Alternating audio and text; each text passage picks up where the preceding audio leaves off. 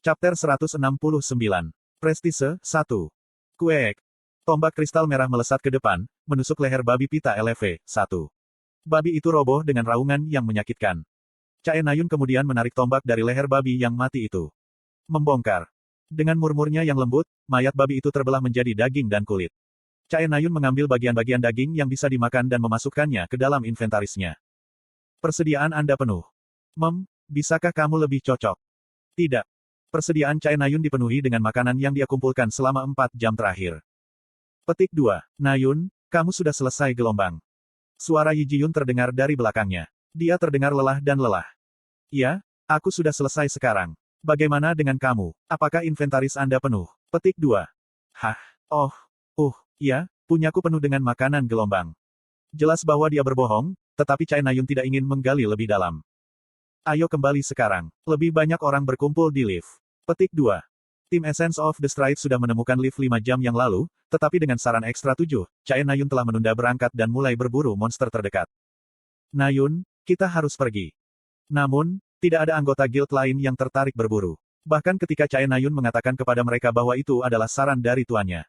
Yang sudah ada di lantai 3, mereka hanya mengulangi mengatakan pada Cae Nayun untuk bergegas. Tentu saja, reaksi mereka dapat dimengerti. Jika pemain lain bergegas masuk ke lift saat mereka sibuk mencari makanan, sangat mungkin lift mereka dicuri. Berapa banyak orang yang kita miliki? Meskipun Essence of the Stride, sikap tidak kooperatif, Cae Nayun berhasil mendapatkan makanan yang cukup untuk bertahan seluruh tim 1 sampai 2 minggu. 27. Atau mungkin 28. Kita harus bergegas. Jika itu mengisi, perkelahian mungkin pecah. Petik 2. Meskipun Essence of the Stride lebih dulu menemukan lift, pemain lain juga berkumpul karena mereka menunda berangkat. Karena sistem messenger, hanya satu anggota kelompok yang perlu menemukan lift untuk membuat seluruh kelompok datang. Tidak akan mengejutkan jika sekelompok besar tiba di lift segera. Petik 2. Oke, ayo pergi. Cae Nayun memutuskan untuk kembali. Bagus. Ikuti saya gelombang. Memegang tombak kristal merah di tangannya, Cae Nayun mengikuti Yi Jiyun. Keduanya berlari dan tiba di lift hanya dalam 15 menit. Jelas bagi siapapun yang menonton bahwa anggota Essence of the Stride tidak bahagia. Jelas bahwa mereka kesal tetapi menahan diri karena Cae Nayun adalah teman Yoyonha. Tetap saja, Cae Nayun mengabaikan pandangan mereka dan berdiri di depan mereka. Cae Nayun, kamu menunda kami 5 jam. 5 seluruh jam. Namun kali ini, sepertinya mereka memiliki sesuatu untuk dikatakan. Kepala pejabat tim subjugasi Menara Essence of the Stride, pahlawan kelas menengah tingkat tinggi, Kim Yongjin, berdiri di depan Cae Nayun. Petik 2. Apakah kamu tidak punya sesuatu untuk dikatakan kepada kami? Saya menyarankan berburu bersama, meninggalkan satu tim untuk mempertahankan lift dan mengambil giliran kerja. Apa? Kim Yongjin mengerutkan keningnya dengan mengintimidasi. Seperti yang aku katakan, kita perlu menyimpan makanan untuk lantai 3. Petik 2. Administrator lantai 2 mengatakan bahwa lantai 3 adalah area perumahan. Anda pikir daerah perumahan akan kekurangan makanan? Petik 2. Petik 2. Cae Nayun tidak menjawab. Ekstra 7, yang sudah ada di lantai 3, memintanya untuk membeli makanan. Namun, dia tidak ingin menjelaskan hal yang sama berulang kali. Dia tahu kata-katanya hanya akan dilihat sebagai alasan karena bias mereka. Kami terlambat karena kamu. Apa kamu mengerti itu? Ya maaf. Saya tidak akan membiarkan itu terjadi lagi. Petik 2. Karena itu, Cae Nayun hanya menundukkan kepalanya dan meminta maaf. Mengikuti perintah kepala petugas. Itulah salah satu syarat yang diterima Cae Nayun untuk mendapatkan tiket masuk menara. Petik 2. Kim Yongjin tidak mengatakan apa-apa lagi dan membuka pintu lift. Mengikuti dia, anggota lain dari Essence of Stride memasuki lift, dan beberapa pengamat lainnya juga masuk. Orang terakhir yang masuk lift adalah, tidak mengejutkan, Cae Nayun. Berangkat ke lantai 3. Ada 29 orang di lift. Tidak hanya mereka terjebak di ruang kecil, tetapi suasananya juga sangat canggung. Berpikir tentang harus tinggal di atmosfer yang menyesakan ini selama 4 jam, Yi Jiyun bertepuk tangan dan mencoba untuk meringankan suasana. Benar, jadi, apa kalian bertemu orang terkenal di menara? Terkenal? Ya, saya yakin ada banyak pahlawan, tentara bayaran, dan pemburu terkenal di menara. Jadi, petik 2. Semua orang mengabaikan Yi Jiyun, membuat suasana berubah semakin canggung. Petik 2. Bukankah mereka seharusnya mengatakan sesuatu karena kita membiarkan mereka bergabung dengan lift kita? Yi Jiyun menggerutu dalam hati. Aku bertemu seseorang. Pada saat itu, seorang pria mengenakan jubah hitam mengangkat tangannya. Wow, benarkah? Iya nih. Siapa? Pria itu tersenyum pada pertanyaannya. Sampai saat itu, Cae Nayun tidak tertarik dengan percakapan mereka. Dia hanya melihat melalui rumah lelang untuk mencari barang-barang yang berguna dan bertanya-tanya apakah dia harus menjual tombak kristal merahnya. Aku melihat Fenrir. Petik 2 tanda seru petik 2. Tetapi pada saat itu, kepala Chae Nayun terangkat. Dia sepertinya tersambar petir. Dia menoleh dan menatap pria berjubah hitam itu. Tentara bayaran Geronimo, Fenrir. Chae Nayun tahu siapa dia. Tidak mungkin dia tidak melakukannya. Di dunia ini, hanya ada satu orang yang bisa memegang pistol dengan baik. Ah masa. Sebenarnya, orang-orang yang berada di Kyub dengan Kim Ha-jin semua tahu tentang ini. Namun, Yi Ji-yun pura-pura tidak menyadari kesopanan. Apakah dia kuat? Iya nih. Pria itu tersenyum pahit dan melepas jubahnya. Yi Ji-yun tersipu ketika dia melihat wajahnya yang tampan menyerupai Legolas. Teman saya dan saya hampir mati berkelahi dengannya. Dia cukup menakutkan. Petik 2. Oh begitu. Ya, aku curiga dia yang terkuat di menara. Jika Anda pernah bertemu dengannya, jangan mencoba untuk melawannya. Anda akan mati. Terpesona oleh penampilan tampan pria itu, Yi Ji-yun mengangguk kosong. Guess. Chae Nayun menggertakkan giginya. Tangan yang memegang batang tombak berubah menjadi putih. Kim Ha-jin ada di sini. Hanya mendengar ini menyebabkan darah mengalir deras ke kepalanya, mengisinya dengan segala macam pikiran rumit. Ah, sial. Kepalanya tampak terbelah dua. Dia merasa seperti akan kehilangan dirinya dalam rasa sakit yang hebat ini. Kemarahan dan ketakutan muncul dari hatinya, begitu pula kebencian dan kesedihan. Keraguan tampaknya melahap pemikiran rasionalnya. Tidak mungkin dia membunuh Opa. Pasti ada kesalahpahaman. Pikiran seperti itu melintas di kepalanya, terpecah sesekali. Dia hanya percaya pada apa yang dia inginkan, namun ada hal-hal yang tidak bisa dia percayai. Hal-hal seperti itu membuatnya gila dan menahan napas. Ya ampun, kepalaku. Sakit kepala yang tak tertahankan menimpanya. Rasanya seperti palu berdetak di kepalanya. Pada akhirnya, Chae Nayun menabrak kepalanya ke dinding elevator dan pingsan. Tae Nayun. Petik 2. Yi Ji-yun dengan cepat membantu Chae Nayun berdiri. Namun, tidak ada orang lain yang tertarik padanya. Bahkan anggota Essence of the Stride mundur dan melirik kepala petugas untuk mengurus situasi ini. Petik 2. Benar-benar berantakan. Kim Yongjin menghela nafas. Berapa lama dia harus merawat sendok perak itu? Kepalaku sakit juga. Dia memijat pelipisnya yang sakit. Lantai 3, area perumahan prestise. Tip, untuk membeli kewarganegaraan, cari penjaga. Kami saat ini berjalan melalui Prestige. Ketika kami semakin dekat ke pusat kota, semakin sedikit NPC yang tergeletak di tanah dan bangunan yang lebih layak mulai muncul. Apa itu? Setelah sekitar 40 menit, tembok tinggi dengan gerbang besar muncul di depan kami.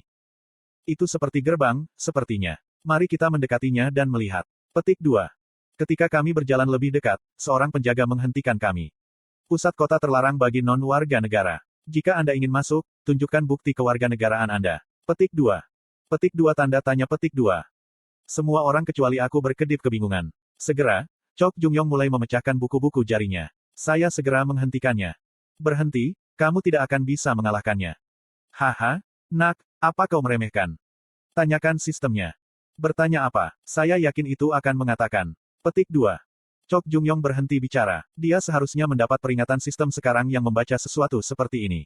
Semua penjaga di dalam Prestige menerima 250% peningkatan dalam statistik mereka.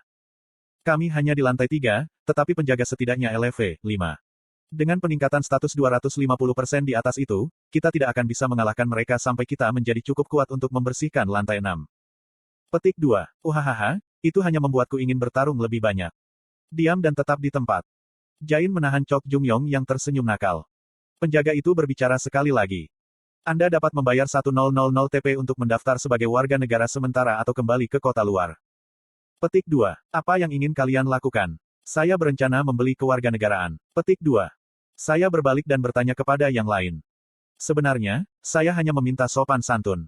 Kewarganegaraan adalah aspek yang sangat penting dari Prestige karena Anda tidak dapat melakukan apapun tanpa itu. Saya punya 1000 TP. Sudah kubilang, kurasa aku bisa mengalahkannya dalam perkelahian. Saya tidak punya banyak TP. Jain, Chok Jung-yong, dan bos berbicara masing-masing. Lalu aku akan membayar untuk Chok Jung-yong dan bos. Saya mengeluarkan 3100 TP uang kertas dari inventaris saya. Bagaimana dengan saya? Aku tahu Jain si kaya. Petik 2. Aku seharusnya mengatakan aku juga miskin. Jain cemberut saat mengeluarkan 1000 TP. Saya dianggap menawar, tetapi saya berurusan dengan seorang penjaga. Penjaga adalah yang paling tidak fleksibel di antara NPC. Tawar-menawar mungkin tidak akan berhasil jika tidak setidaknya pada LV 10. Di sini, 4000 TP. Petik 2. Dikonfirmasi. Penjaga itu berbalik dan memberikan uang itu kepada petugas yang sedang menunggu di pintu depan. Petugas itu menuliskan jumlah itu di buku akuntingnya dan menghasilkan 4 kartu identitas dalam sekejap mata. Sini, Anda bukan penduduk resmi, jadi Anda harus memperbarui kartu identitas Anda sebulan sekali untuk 700 TP. Jika Anda kehilangan kartu identitas Anda, akan dikenakan biaya 100 TP untuk menggantinya, jadi ingatlah itu. Petik 2. Kami menerima kartu identitas kami, yang merupakan bukti kewarganegaraan sementara kami. Ekstra 7. Bos. Pencuri pantom. Gorios Stromong. Nama panggilan kami tertulis di ID kami. Bagaimana mereka tahu nama panggilan kita? Kami tidak pernah memberitahu mereka. Petik 2. Mungkin EPC Stride. Oh, NPC punya ciri-ciri juga gelombang. Kami menyebutnya NPC, tetapi sejauh menara memperhatikan, mereka manusia seperti kita. Pada saat itu, serangkaian peringatan sistem muncul. Anda memperoleh kewarganegaraan prestise. Pencarian pemain biasa telah dikeluarkan. 1. Subjugasi monster undead. Anda akan menerima 50 TP per 50 LV, 1 undead terbunuh. Anda akan menerima 75 TP per 25 LV, 2 undead terbunuh. Anda akan menerima 100 TP per 10 LV, 3 undead terbunuh. Anda akan menerima 125 TP per 2 LV, 4 undead terbunuh. 2. Subjugasi laba-laba tanah. Anda akan menerima 50 TP per 4 land speeders terbunuh. 3. Demon Subjugation. Ada 666 setan di Prestige. Setiap iblis memiliki karunia khusus di kepalanya. Ada banyak.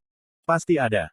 Prestige bukan kota tercantik dari luar, tapi itu pasti tempat di mana Anda bisa mendapatkan TP berkat pencarian umum untuk warganya, pencarian khusus media, dan pencarian NPC lainnya.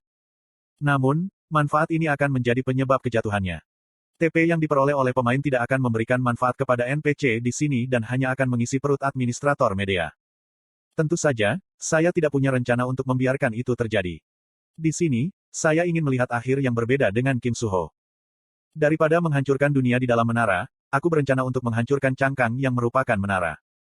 Ini adalah akhir terbaik yang saya dapatkan selama 3 tahun perencanaan. Saya berencana untuk mengubah menara ini menjadi pendukung berakhirnya sendiri. Persediaanmu penuh dengan makanan, kan? Ya, sama seperti yang kamu inginkan. Untuk mendapatkan daging di lantai 3, kami harus membunuh setidaknya 66 iblis. Sebelum itu, semua monster dan hewan liar muncul sebagai mayat hidup, jadi kami hanya bisa makan rumput. Itulah jalan pintas untuk kehilangan vitalitas dan status. Apakah kamu tidak masuk? Melihat kami berdiri diam, penjaga bertanya seolah-olah mendesak kami. Kami akan. Tapi sebelum itu, saya menunjuk ke bangunan tepat di sebelah dinding. Berapa harganya untuk bangunan seperti itu? Anda harus dapat membelinya seharga 5000 TP. Penjaga itu menjawab pertanyaan saya. Jika saya tidak memiliki kewarganegaraan, dia mungkin akan mengabaikan saya sepenuhnya. Kenapa? Kamu mau beli bangunan? Iya, aku berencana untuk melakukannya. Mengapa? Aku hanya berpikir akan menyenangkan memiliki toko. Saya menjawab pertanyaan Jain. Setelah itu, peringatan sistem muncul.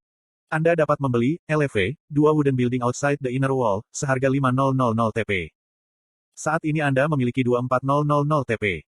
Apakah Anda ingin membeli bangunan ini? Membeli gedung tentu mudah di dunia tanpa real estate. Saya mengklik, iya. Anda memperoleh kepemilikan, LV, 2 bangunan kayu di luar dinding dalam. Saat ini tidak ada apapun di dalam bangunan kayu. Dengan satu klik tombol, bangunan menjadi milikku. Ayo masuk. Apakah kamu tidak harus membelinya? Petik 2. Saya sudah melakukan. Apa? Meninggalkan ketiga temanku yang kebingungan, aku bertanya kepada penjaga sekali lagi. Apakah mungkin bagi kita untuk bertemu dengan administrator lantai 3? Tidak, terlalu dini untuk bertemu dengannya. Berapa lama kita harus menunggu? Hanya seminggu lagi. Petik 2. Dalam hal itu, tidak ada alasan untuk pergi ke pusat kota. Aku menyilangkan tangan dan jatuh dalam pikiran. Kemudian saya menyalakan jam tangan pintar saya untuk membaca pengaturan yang ditinggalkan di buku pengaturan saya.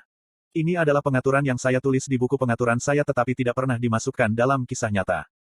Sama dengan. Area perumahan lantai 3 NPC 1. Kiri dan Henry. Asteris duo kakak dan adik. Beri mereka uang atau makanan untuk mendapatkan kantong hitam. Asteris kantong hitam memungkinkan Anda untuk membawa kembali satu item dari bumi. Asteris Kiri dan Henry pandai dan memiliki potensi pertumbuhan yang tinggi. Layak disebut NPC. Sama dengan. Petik 2. Oh benar, kedua anak ini juga ada di sini. Di samping Kiri dan Henry, kantong hitam cukup berguna. Karena saya tidak dapat bertemu media, saya memiliki sekitar 4 hari waktu luang. Saya harus mendapatkan kantong hitam dan kembali ke bumi untuk membawa kembali tablet Goblin. Dengan begitu, saya juga bisa bertemu Evandel. Bos, Jain, bisakah kalian berdua masuk dan mencari persembunyian? Tempat persembunyian. Ya, hanya tempat untuk kita tinggal. Anda bisa menyewa rumah saja. Petik 2. Petik 2. Tentu, tapi kemana kamu pergi? Aku akan kembali ke bumi sebentar.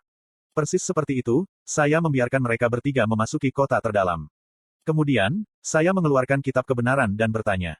Di mana NPC, Henry, dan Kiri? Kitab kebenaran menyedot sekitar 0,5 garis stigma dan menunjukkan lokasi Kiri dan Henry secara real-time. Mereka tidak terlalu jauh, berkeliaran di dekat pinggiran kota. Saya berjalan mendekat. Setelah sekitar 15 menit. Beli beberapa bunga gelombang bisa dimakan gelombang. Aku bisa melihat Henry dan Kiri di kejauhan. Mereka menjual bunga, namun, tidak ada yang tertarik atau bahkan mampu mengeluarkan uang untuk bunga. Lebih buruk lagi, bunga-bunga di keranjang mereka semua layu. Bunga, beli beberapa bunga gelombang bisa dimakan gelombang. Petik 2. Saya menyaksikan mereka diam-diam. Saya tidak punya apa-apa untuk dikatakan. Dua anak yang kelaparan berusaha menjual bunga yang tidak diinginkan siapapun. Apakah harus realistis? Menghela pikiran yang menyedihkan, aku menghampiri mereka. Bunga. Beli bunga. Kiri dan Henry kaget ketika mereka melihatku. Itu bisa dimengerti mengingat saya sepenuhnya tertutupi pakaian hitam. Aku melepas kerudung dan topengku dan tersenyum cerah. Berapa harganya? Anda akan membelinya. Petik 2. Ya.